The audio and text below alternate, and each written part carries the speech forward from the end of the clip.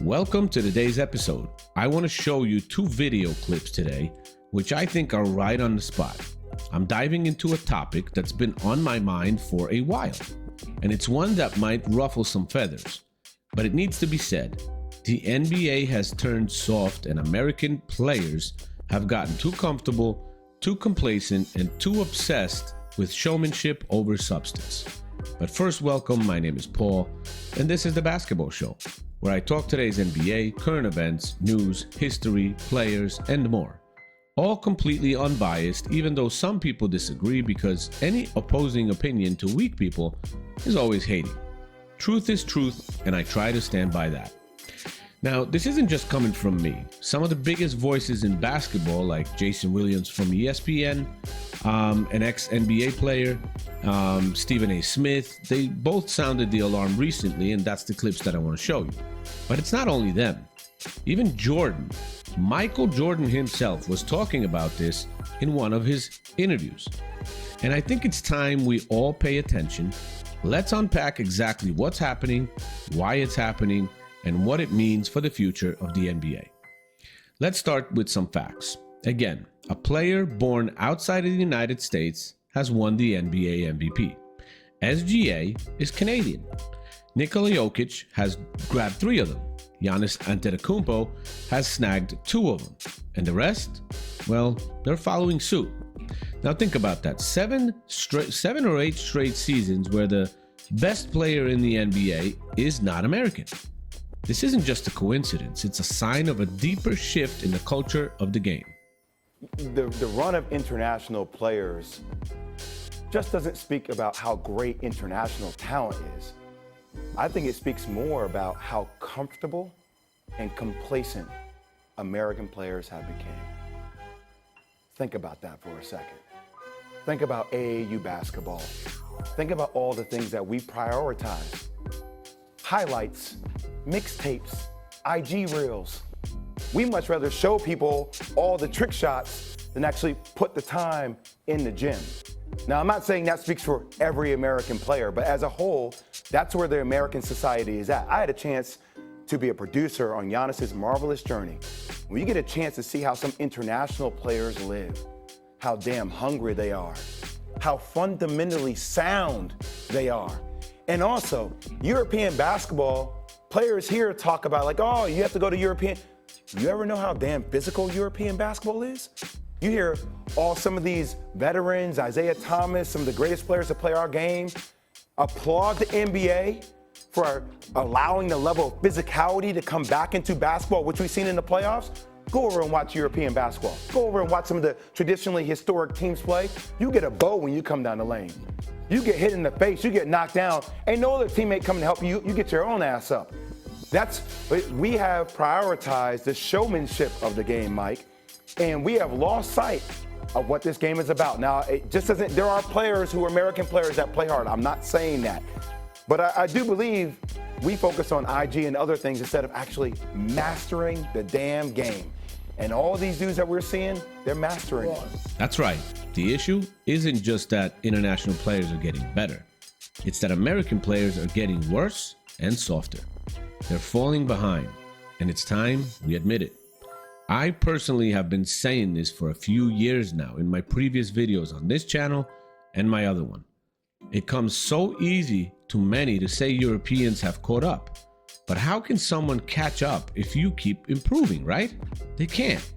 American players just simply stalled in their development. So why are American players becoming complacent? Let's talk about the culture that's feeding this decline.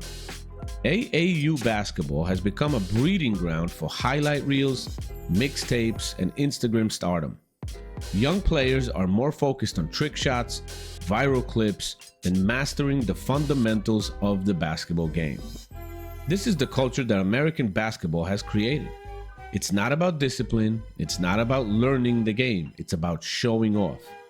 Sure, there are still hard-working American players out there. Nobody is saying everyone is lazy. But as a whole, this generation has prioritized showmanship over substance, and it's showing in the results. Now let's flip the script a little bit. Let's talk about the international players who are dominating the league right now. Players like Jokic, Giannis, Luka Doncic, and others.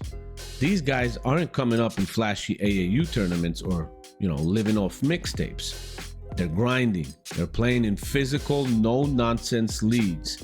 Very young. When you get hit hard, knocked down, and expected to get your own ass up, no teammate's coming to help you. That's where they play. This is the kind of environment that builds toughness, grit, and real skill.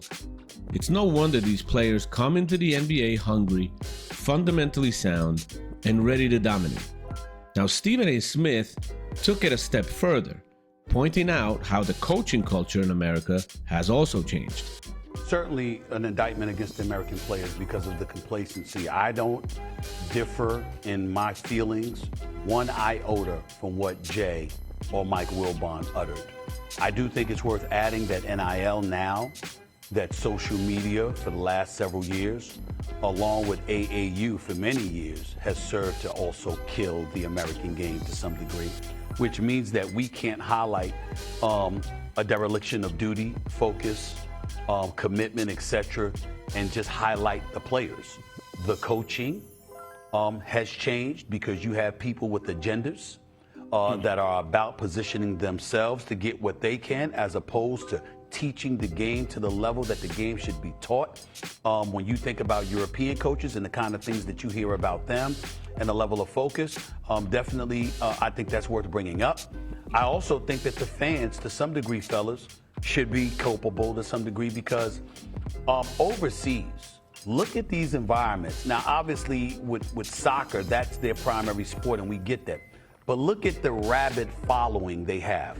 You know what you can't get away with playing in Europe? Complacency. These people may harm you. You cannot do that over in many places. They will harm you. You understand what I'm saying? They are emotionally invested to such a degree. They listen, when you give full effort, I've seen athletes reportedly have their lives in danger when we saw them on the field crying because they made a mistake. We know they went all out. We know they gave it all that they had. But still, their lives were in danger because they made a mistake that dictated the outcome. Because fans ain't playing. The complacency is not allowed. Why do I bring that up? Because we understand that the game evolved with the Dream Team in Barcelona in 1992, and it took off from there. And we get that part, right? We totally do. But the flip side to that is this. A lot of cats over here in America, when you come from poverty and deprivation and what have you, people bring stuff like that up, and they talk about how they had to scratch and claw to get their way to the top. You got a lot of these cats from Serbia, Slovenia, and other parts of the world that's looking at these dudes and they're going like this, what? What are you talking about? You know what I'm saying? That's a luxurious environment for us. Coaches here are too often focused on building their own brand now, their own highlight reels, rather than teaching the fundamentals of the game. Meanwhile, European coaches demand discipline. They demand fundamentals. They create environments where players are taught the game the right way. No shortcuts. And this matters because when the spotlight hits the players who've been taught to grind, to fight, to stay fundamentally sound, they thrive. And the ones who've been coddled by mixtapes and hype videos, they simply fade. Stephen A. didn't just point fingers at players and coaches, he also called out the fans. And he's not wrong. Now, obviously, we're not saying fans should threaten the players or something like that. But let's face it, NBA fans have become too soft and too forgiving. I've been saying that for a while as well. We clap for showy crossovers and ignore players coasting through games. LeBron James. We cheer for highlight dunks while ignoring defensive efforts. Overseas, fans demand effort and expect players to leave everything on the court. And they hold them accountable when they don't. That's the kind of environment that pushes players to be better. It's not secret that 1992 Dream Team changed the game. It put American basketball on a global map and inspired a generation of international players to dream big. But as Stephen A. pointed out, it also set off a chain reaction. The rest of the world got hungry. They got inspired. They built up their leagues, their youth systems, their coaching. They embraced the grind. And while the world was catching up, too many American players simply got comfortable because, oh, we're the best. That's the reality. The hunger that fueled the American game in the 1980s and the 1990s has shifted overseas. And now the league's best players, the ones grabbing MVP trophies, are products of that hunger. Let's be clear, not every American player grew up with a silver spoon. Plenty came from humble beginnings, and they've scratched and clawed their way to the NBA. But the difference is in the attitude. It's that mindset difference that shows up in the NBA today. It's the reason why a Serbian center or a Greek forward is walking away with MVP trophies. It's the reason why American players are getting outworked, out-hustled, and overshadowed.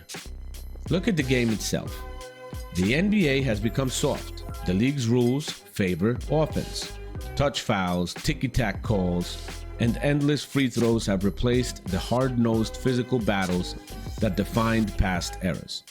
We've traded in toughness for theatrics. We've allowed the game to become about show over substance. And now we're paying the price. So what do we do about it?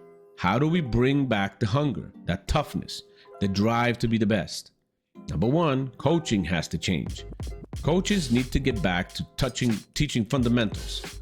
Forget the mixtapes, teach defense, footwork, and basketball IQ.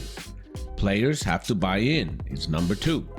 Enough with the social media highlights. Get back to the grind, learn the game, put in the work, and get tough.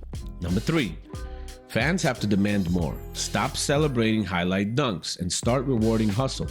Hold players accountable for effort and defense. Then number four, the league needs to get physical. Let's bring back some contact. Let the players battle. The best always rise to the challenge. Simple. These NBA playoffs have been a tad bit more physical, and NBA fans, including me, have talked about it. We've spotted it. But if we think this is physical, go watch some top European teams, man. It's a difference. The NBA has become soft, and American players have become complacent. It's time for a wake-up call. The world is watching. And while the rest of the world is getting better, American players risk falling behind. This has a lot to do with today's culture. Players get upset when their coaches scream at them. They cry about it and say they can't play for a coach because, he's mean to them. Even Charles Oakley, in a recent interview, I think a couple years ago, he was an assistant coach for the Charlotte Bobcats. He said, today's league is like managing a daycare. That's how bad it's gotten. That's what we have gotten to. This isn't just about basketball. This is about pride. It's about the heart of the game.